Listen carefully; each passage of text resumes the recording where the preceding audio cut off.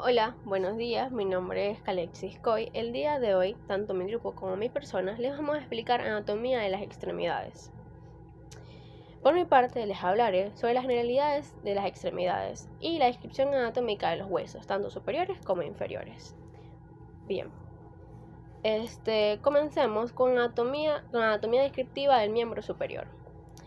Esqueleto del miembro superior. El esqueleto del miembro superior comprende 4 segmentos: la cintura escapular, el brazo, el antebrazo y la mano. Esqueleto de la cintura escapular. Clavícula. El esqueleto de la cintura del miembro superior, cintura pectoral o cintura escapular, une el brazo al tórax. Está constituido por 2 huesos, la clavícula anteriormente y la escápula posteriormente.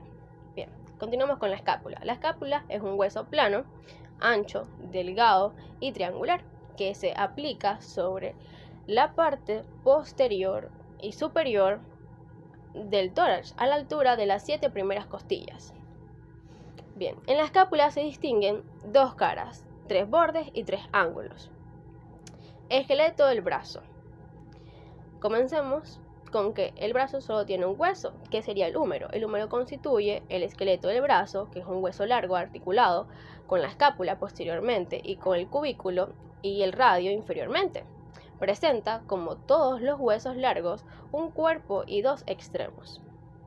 Bien, continuamos con el esqueleto del antebrazo.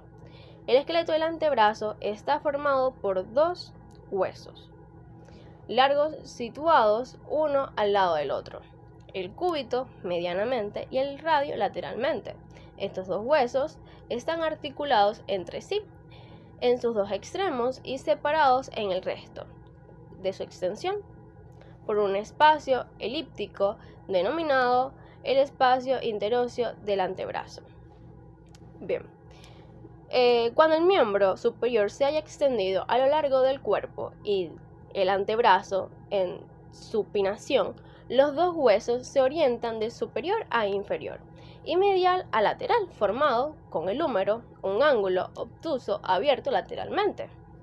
El cúbito sobrepasa el radio posteriormente, pero el extremo inferior del radio es más voluminoso y desciende más que el cúbito. En cualquier caso, el cúbito es más largo que el radio. Cúbito. El cúbito es un hueso largo situado medial al radio entre la lósea humeral y el carpo. Se describe en un cuerpo o 2 extremos. Continuamos con el radio. El radio es un hueso largo situado lateralmente al cúbito, el capítulo del húmero y el carpo. En el radio se describen un hueso o diáfisis y 2 extremos. Bien, continuamos con los huesos de la mano. Los huesos de la mano forman 3 grupos distintos: el carpo, el metacarpo y las falanges. Carpo. El carpo está formado por 8 huesos cortos, dispuestos en 2 hileras, una superior o antebraquial y una inferior o metacarpiana.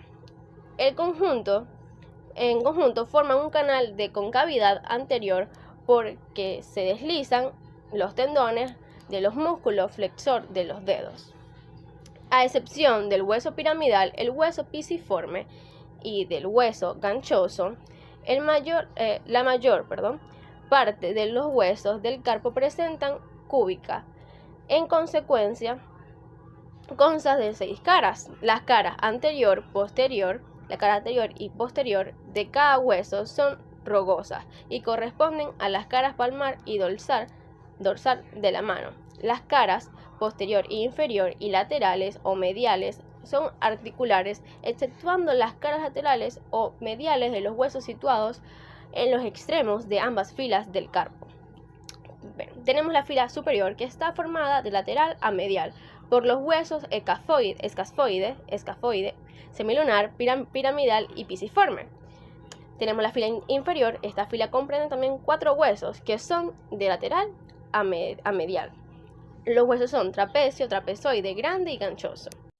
Bien, el metacarpo constituye el esqueleto de la palma y del dorso de la mano. Se compone de 5 huesos largos, huesos metacarpianos que se articulan superiormente con los huesos de la segunda fila del carpo e inferiormente con las falanges proximales de los dedos.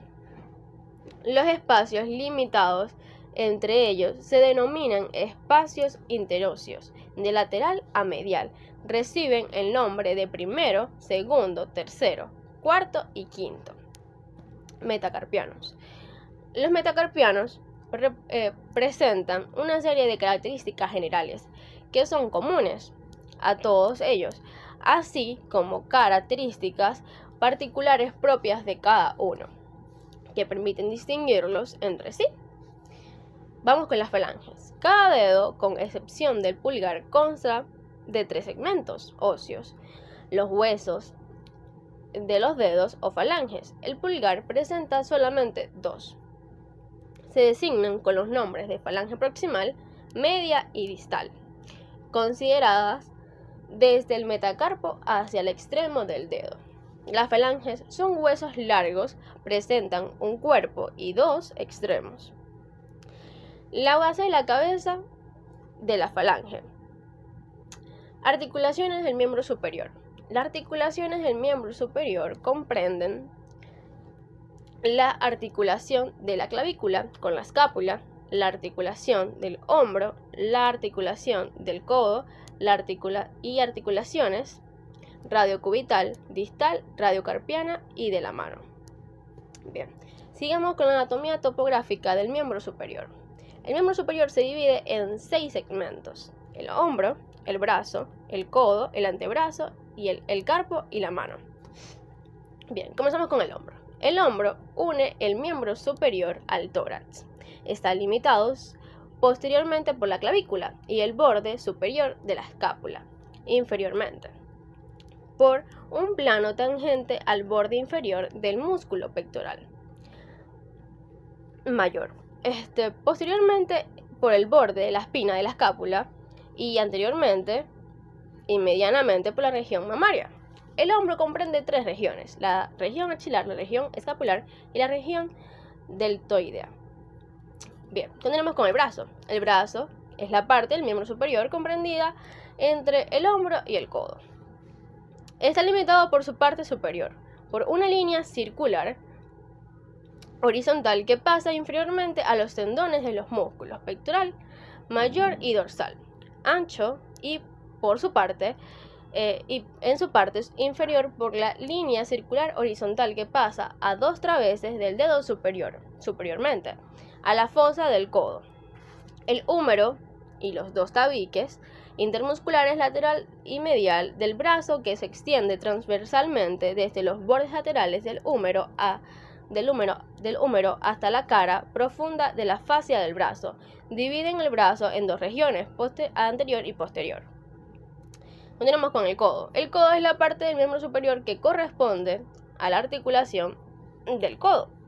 Está limitado por 2 líneas circulares que pasan respectivamente ante 2 traveses del dedo superior y inferiormente al pliegue de flexión del antebrazo sobre el brazo.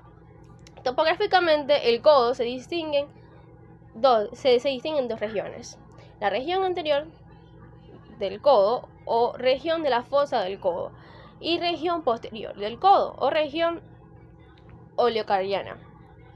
La primera está situada anteriormente y la segunda posteriormente a la articulación. Antebrazo. El antebrazo suele hallarse limitado desde el punto de vista topográfico por 2 líneas circulares: una superior situada a 2 traveses del dedo inferiormente al pliegue del codo y otra inferior dispuesta inmediatamente superior a la cabeza del cúbito. De esa manera se excluyen del antebrazo propiamente dicho su extremo inferior, que generalmente se incluyen en otra región distinta, la región del carpo. El antebrazo se divide en 2 regiones, anterior y posterior, separadas entre sí por el esqueleto, la membrana interósea del antebrazo y 2 expansiones faciales que se dirigen desde la fascia del antebrazo hacia los bordes posteriores del cúbito y del radio. Bien, continuamos con la región del carpo o región carpiana. La región del carpo, la región de la muñeca, corresponde a la articulación radiocarpiana y las partes blandas que la rodean. Su límite superior está representado por una línea circular que pasa por la cabeza del cúbito.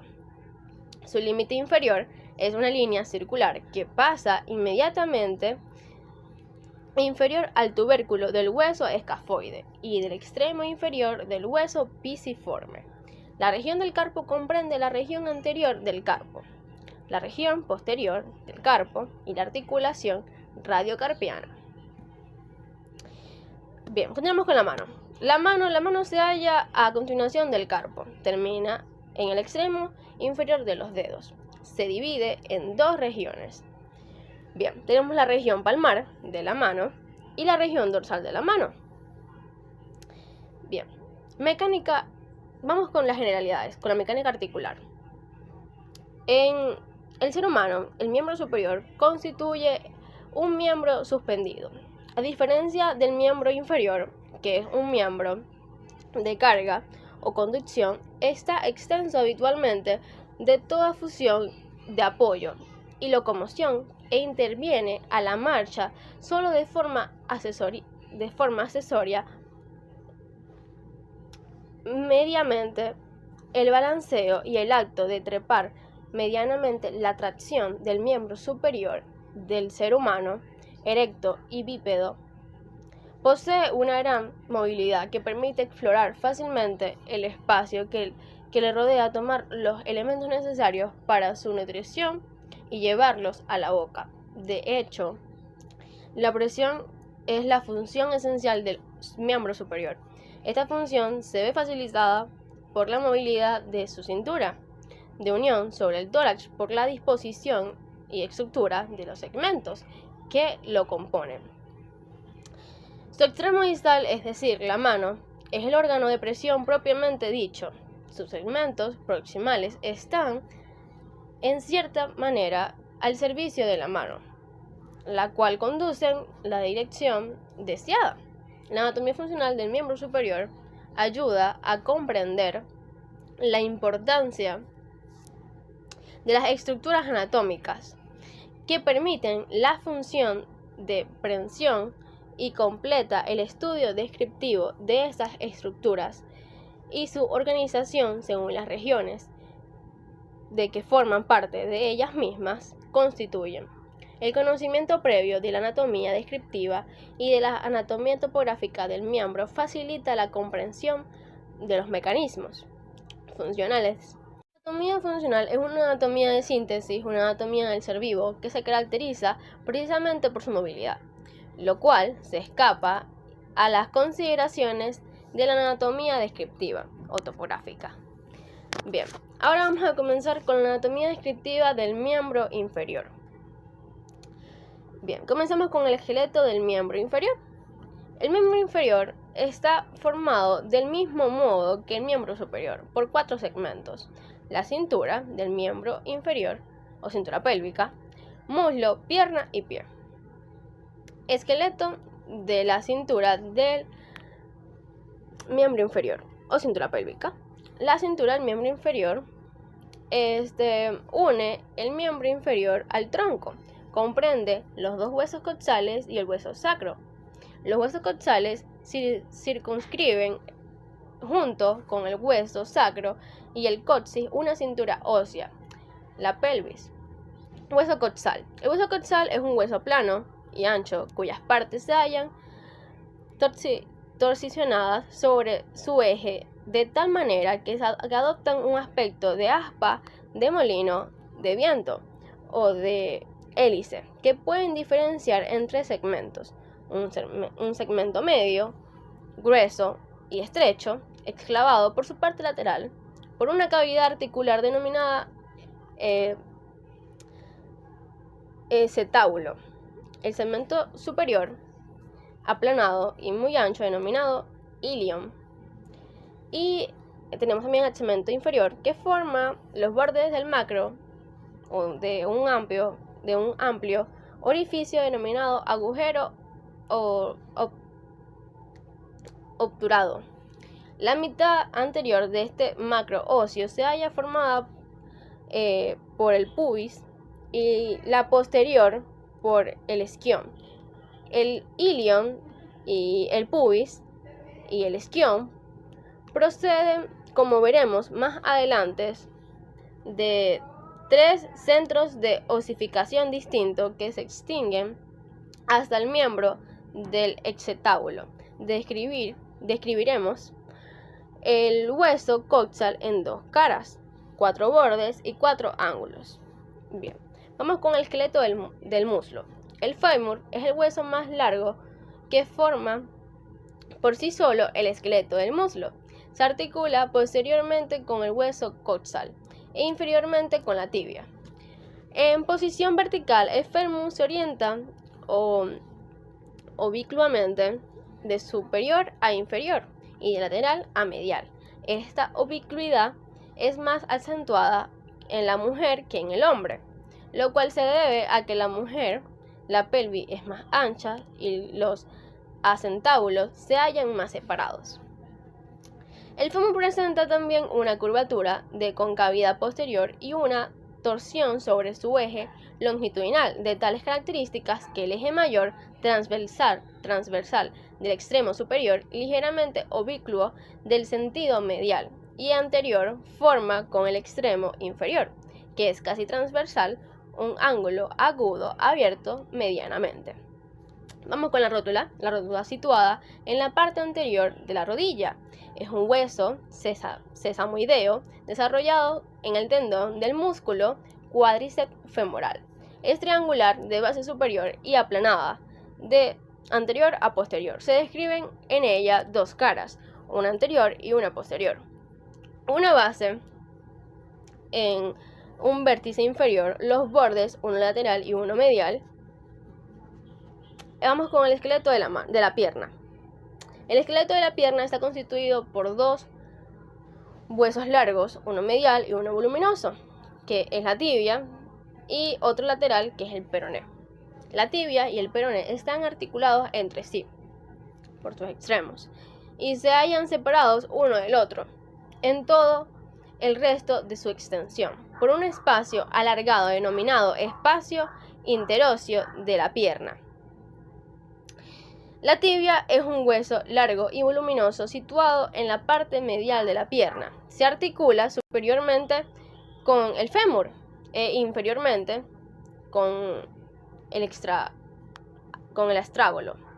Se orienta verticalmente y deforma con el fémur el ángulo obtuso abierto lateralmente. La tibia no es rectilínea, sino que está contorneada en forma de S cursiva muy alargada y presenta una ligera concavidad lateral en su parte superior y medial de su parte inferior. El peroné. El peroné es una fíbula, es un hueso largo y delgado situado en la parte lateral de la pierna. Se articula superiormente con la tibia e inferiormente con la tibia y el astrálago. Ofrece para su estudio un cuerpo de 2 extremos, uno superior y uno inferior. Ok, vamos con el esqueleto del pie.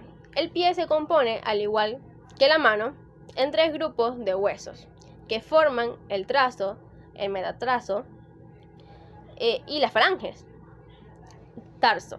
El tarso es un macizo óseo que ocupa la mitad posterior del pie. Está formado por 7 huesos cortos dispuestos en 2 filas, una anterior y otra posterior.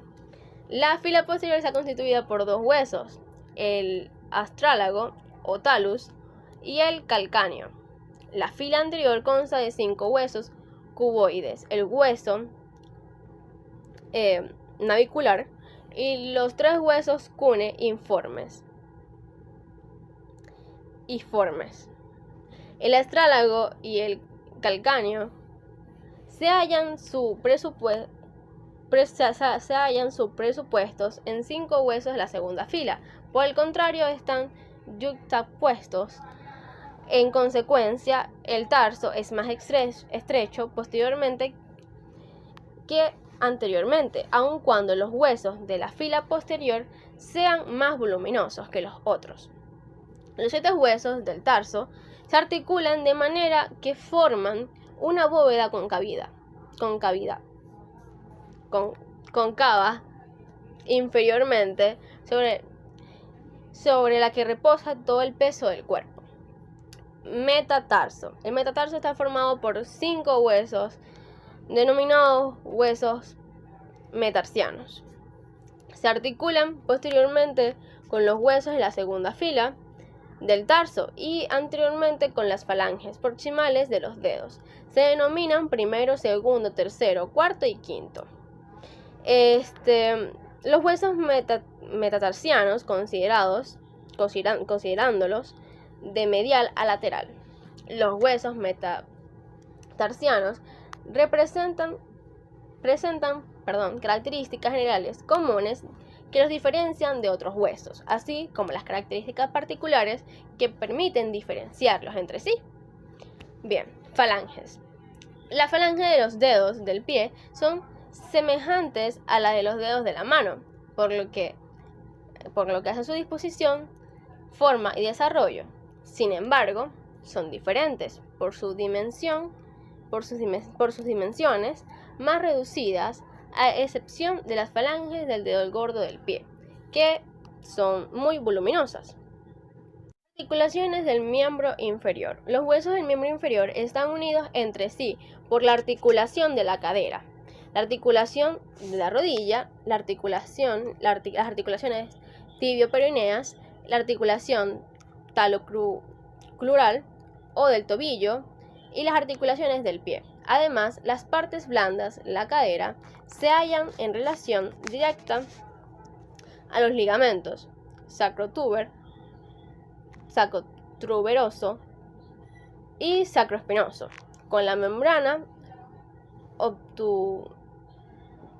obturatriz.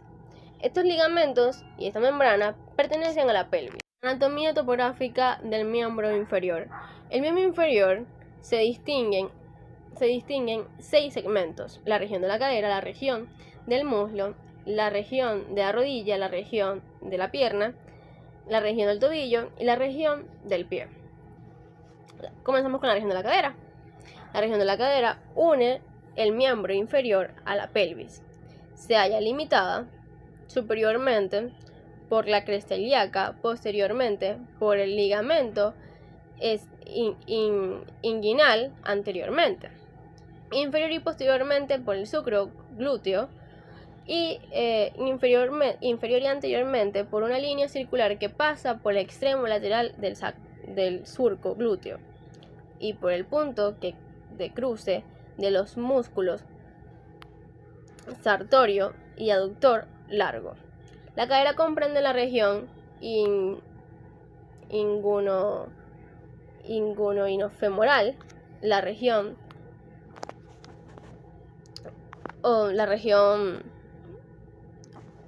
obturatriz, la región glútea y la articulación de la cadera.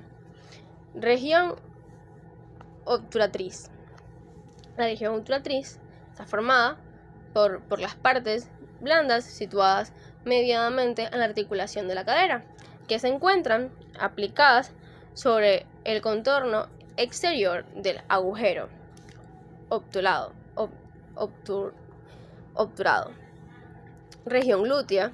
La región glútea ocupa la parte posterior de la cadera. Está formada por las partes blandas situadas posteriormente a la cara glútea del coxal, a la articulación de la cadera y el extremo superior del fémur. Muslo. El muslo está comprendido entre la cadera y la rodilla. Superiormente está limitado por una línea circular que pasa por el surco glúteo y la base del triángulo femoral. Ese límite coincide con el límite inferior de la región inguinofemoral. El límite inferior es una línea circular que pasa por 2 traveses del dedo superiormente a la rótula. Se distinguen en el muslo 2 regiones, una anterior y una posterior. La región femoral anterior. La región femoral anterior comprende las partes blandas situadas anteriormente y a los lados del fémur, región femoral. Posterior, la región femoral posterior está situada posteriormente al fémur y la región femoral anterior. Rodilla. La rodilla es el segmento del miembro inferior que corresponde la articulación de las rodillas. Está limitada superiormente por una línea circular trazada alrededor del muslo, a dos travestes del dedo superiormente a la rótula, e inferiormente por una línea circular que pasa por el extremo inferior de la tuberosidad de la tibia. La rodilla presenta para su estudio la región anterior, una región posterior y las articulaciones de la rodilla y tibio-peronea. Describimos las regiones anteriores y posteriores de la rodilla, las articulaciones que ya han sido descritas anteriormente. La región anterior de la rodilla está formada por partes blandas situadas anteriormente ante la articulación de la rodilla. La región posterior de la rodilla está situada posteriormente a la articulación de la rodilla. Sus límites son los mismos que los de la región anterior de la rodilla. La pierna se halla comprendida entre la rodilla superiormente y el tobillo inferiormente. Está limitada por dos líneas circulares, de las cuales la superior pasa inmediatamente inferior a la tuberosidad de la tibia y la inferior inmediatamente superior a los maleolos. La pierna consta de dos regiones, anterior y otra posterior. Estas regiones están separadas entre sí por el plano osteofibroso, constituido por dos huesos de la pierna. La membrana interósea de la pierna y el tabique fibroso intermuscular posterior de la pierna, que se extiende desde la fascia de la pierna hacia el borde posterior del peroné. Región anterior de la pierna. La región anterior de la pierna está formada por las partes blandas situadas anteriormente al esqueleto de la pierna, la membrana interósea de la pierna y al tabique intermuscular posterior de la pierna.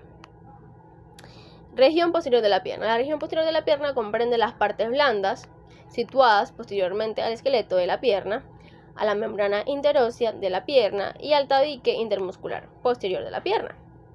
Región del tobillo. Tenemos la región del tobillo. Sí, la región del tobillo se designa con el nombre de región del tobillo o región talocrural al segmento del miembro inferior correspondiente a los máleos y las articulaciones del tobillo o articulación talocrural. La región del tobillo anterior o la región del tobillo talocrural anterior comprende las partes blandas situadas anteriormente a la articulación talocrural y la de sindemosis tibio-peronea. Región posterior del tobillo.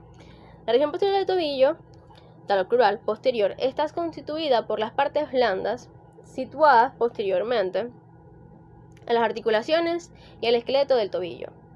Pie. El pie se inicia en la línea que indica el límite inferior del tobillo, que se extiende hasta los extremos del dedo, y distinguiremos el pie en dos regiones, el dorso y la planta del pie, separadas entre sí por el esqueleto del pie y sus articulaciones, que se han descrito con anterioridad. La región dorsal del pie o dorso del pie está formada por las partes blandas situadas sobre la cara dorsal del esqueleto del pie. Región plantar del pie o planta del pie. La planta del pie está formada por todas las partes blandas situadas inferiormente al esqueleto y las articulaciones del pie. Tenemos anatomía funcional del miembro inferior. Mecánica articular. El hombre es un ser bípedo.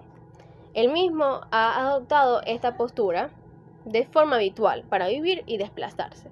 No puede comprenderse completa y adecuadamente a la anatomía humana, sin considerar esta característica postural y precisar sus particularidades antes de emprender el estudio funcional del miembro inferior.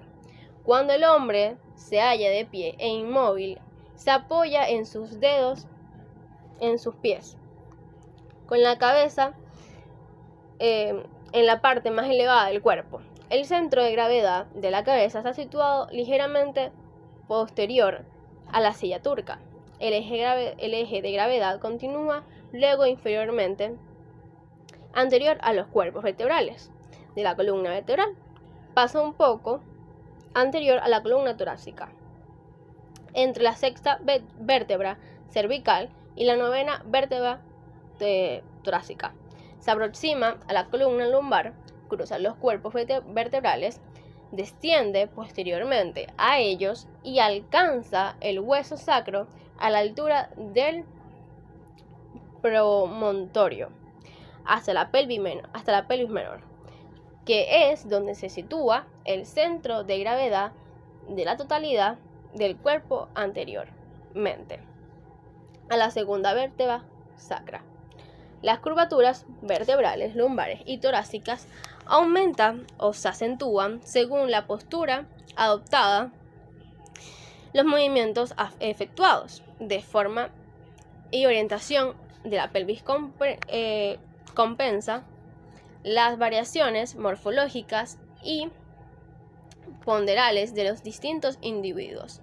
Inferiormente al centro de la pelvis, el eje de gravedad desciende siempre en línea media y un poco anterior al plano frontal que pasa por las cabezas femorales derecha e izquierda, continúa descendiendo verticalmente anterior a la rodilla y al tobillo, para terminar en el centro del polígono de su sustentación, que queda definido posteriormente por los talones unidos, mientras que los pies divergen anteriormente hacia su extremo anterior. Bien, muchas gracias. Esta fue mi exposición y continúan con los músculos de los miembros superiores. Buenas, soy Andrina Moreno, estudiante del primer semestre de bioanálisis y les hablaré sobre los músculos superiores. Para comenzar, les definiré lo que es un músculo. Un músculo son estructuras o tejidos ya existentes en el cuerpo humano, los cuales al contraerse y relajarse generan un movimiento. Los músculos superiores están divididos por hombro, brazo, antebrazo y mano, los cuales tienen la habilidad y capacidad de manipular y sujetar. Músculos del hombro. Los músculos del hombro están compuestos por un conjunto de músculos que van desde la escápula al húmero, los cuales están divididos en deltoides, el cual está subdividido en deltoide anterior, deltoide lateral y deltoide posterior, infraespinoso, supraespinoso, subescapular, redondo mayor y redondo menor. Músculos del brazo. Son 5 músculos ubicados en la región entre el hombro y la articulación del codo. Estos músculos están divididos en 2 compartimentos. El compartimento anterior flexor, en los cuales encontramos principalmente los músculos de bíceps braquial, coracobraquial y el músculo braquial. Y un compartimento posterior extensor, en el cual encontramos principalmente al tríceps braquial. Músculos del antebrazo. Los músculos del antebrazo son 20 músculos, los cuales están distribuidos en compartimentos anterior y posterior. Estos nervios tienen en común varios patrones de inervación. Sus funciones principales varían desde flexión, pronación, extensión y supinación. Músculos de la mano. La mano humana posee una palma central, metacarpo, de la cual surgen 5 dedos o 5 falanges. Esta está unida al antebrazo por la muñeca o el carpo. Está compuesta también por varios músculos y ligamentos que le permiten una gran cantidad de movimientos y destreza. Los movimientos producidos por la mano son productos de los músculos intrínsecos y los músculos extrínsecos. Hola, mi nombre es Anaí Montiel y hoy les vengo a hablar sobre miembros inferiores. ¿Qué son los miembros inferiores? Los miembros inferiores de la anatomía humana son extremidades que se extienden desde la pelvis hasta los pies y están diseñadas principalmente para la locomoción y soporte de peso en el cuerpo. Vamos a hablar sobre las estructuras. Número 1. Cintura pélvica. Está formada por dos huesos coxales, ilión, isquión y pubis. Se unen con la sínfisis púbica y se articulan con el sacro. Articulación sacroiliaca. Número 2. Muslos.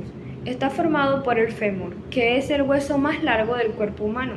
Articulaciones. Articulación de la cadera entre el fémur y el acetábulo del hueso coxal. Y la rodilla entre el fémur, la tibia y la rótula. Número 3. Rodilla. Está formada por fémur, tibia y rótula, también conocida como paleta. Articulación compleja que permite el movimiento de flexión y extensión. Número 4. Pierna. Hueso. La tibia es el hueso principal que soporta peso y el peroné es el hueso más delgado que se encuentra lateralmente. Articulaciones. Articulación de la rodilla y el tobillo entre la tibia, el peroné y los huesos del tarso. Número 5. Tobillo. Hueso. Incluye los huesos del tarso, talón, calcáneo navicular, cuneiforme y cuboide. Articulaciones. Articulación de la rodilla entre la tibia, el peroné y el talón. Número 6. Pie. Está compuesto por 26 huesos y se divide en 3 secciones. Número 1. Tarso. 7 huesos. Talón, calcáneo navicular, cuneiforme medial, cuneiforme lateral, cuneiforme intermedio y cuboide. Número 2. Metatarso. 5 huesos que conforman la parte media del pie. Número 3. Falange. 14 huesos, 3 en cada dedo, excepto en el halus, que este ya tiene 2. Número 7. Músculo. Los músculos de los miembros inferiores están divididos en diferentes secciones. Número 1. Músculos del muslo. Cuádriceps, extensores, isquiotibiales, flexores y aductores. Número 2. Músculos de la pierna. Músculos tibiales anteriores. Gastrocnemio y sóleo posteriores. Músculos del pie. Músculos intrínsecos que permiten el movimiento del dedo y la estabilidad del arco del pie. Muchos sabrán que los miembros inferiores tienen diferentes funciones, como soporte de peso corporal, estabilidad y equilibrio, locomoción, correr, saltar, caminar. Buenas, mi nombre es Luis Ro y hoy aprenderán sobre el proceso de oxigenación de la piel con el método de la hemoglobina. Para los que no sepan, este proceso implica el oxígeno que estimula la circulación sanguínea y mejora la salud de la piel. Claro está, pero vamos más allá sobre la hemoglobina. Este proceso comienza con la hemoglobina, que es una proteína sanguínea que puede transportar el oxígeno, un gas insoluble en medio acuoso, a diferentes partes del organismo donde se le sea requerido para su buen funcionamiento, como producto metabólico para el CO2 y el hidrógeno para su creación. Por otro punto de vista, lo que puede afectar negativamente a este proceso son los cambios abruptos en la atmósfera o ligadas a altas concentraciones de gases afines a la hemoglobina, como el dióxido de carbono encontrado en vehículos y en recintos cerrados. Esto puede comprometer el funcionamiento del organismo precisamente porque afecta a la función transportadora de la hemoglobina, haciendo que ésta no cumpla su función primordial. Pero se conoce otro método llamado cámaras hiperbáricas. Este proceso da comienzo con la aplicación de oxígeno concentrado en los poros, llegando a las capas más profundas de la piel, donde se une la hemoglobina en los glóbulos rojos. Al mismo tiempo se activa la circulación sanguínea, donde ayuda al flujo de nutrientes y oxígeno en las células de la piel. Esto ayuda a la renovación celular, a la producción de colágeno y mejora de la apariencia y textura de la piel.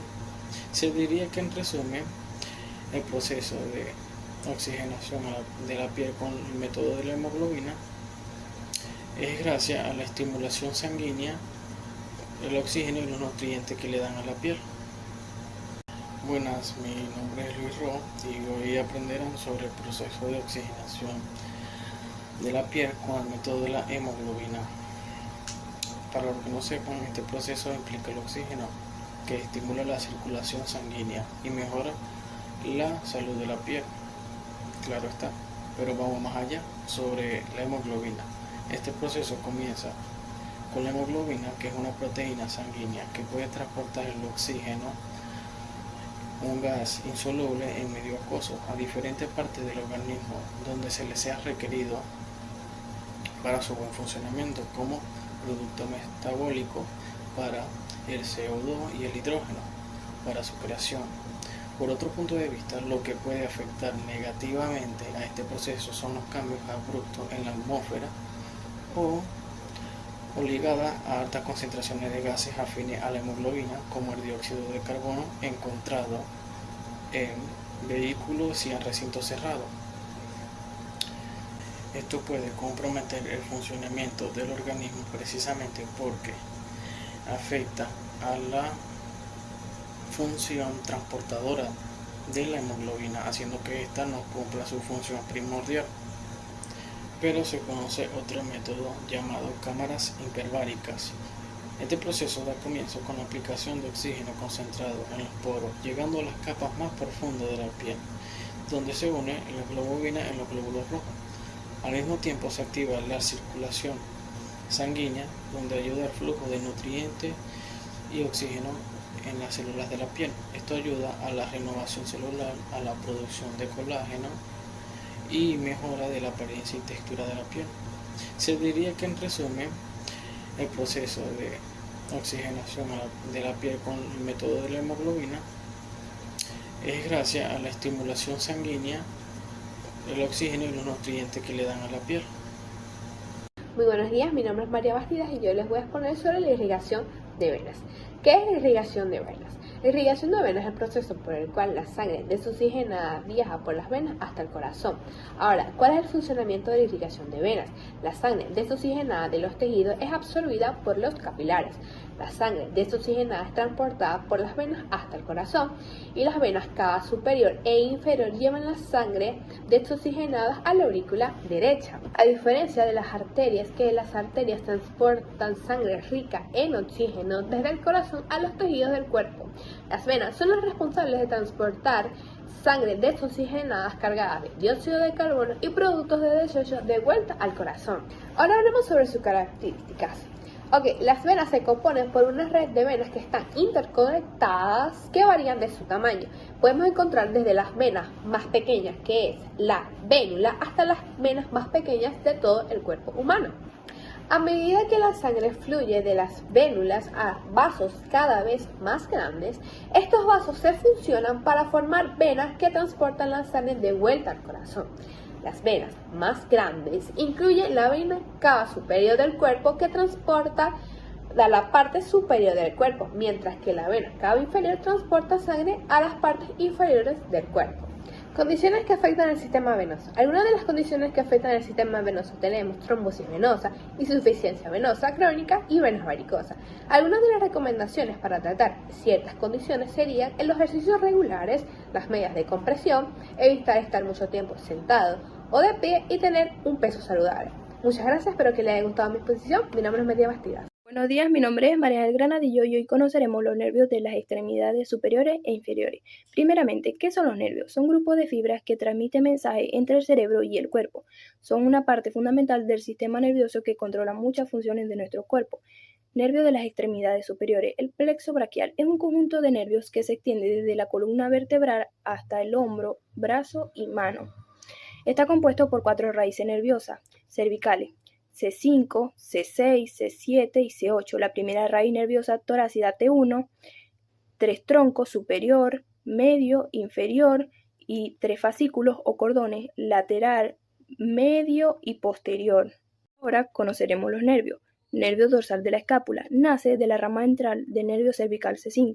Se dirige hacia atrás y hacia afuera. Atraviesa el espesor del músculo escaleno medio y en su trayecto inerva al músculo angular de la escápula. Desciende hasta alcanzar al músculo romboide mayor y romboide menor, al cual inerva. Una lesión en este nervio puede causar dolor, opresión, debilidad y rango de movimiento limitado. Nervio torácido largo. Se origina a partir de las raíces nerviosas C5, C6 y C7. Estas raíces emergen de la médula espinal en la región cervical y se combinan para formar este nervio.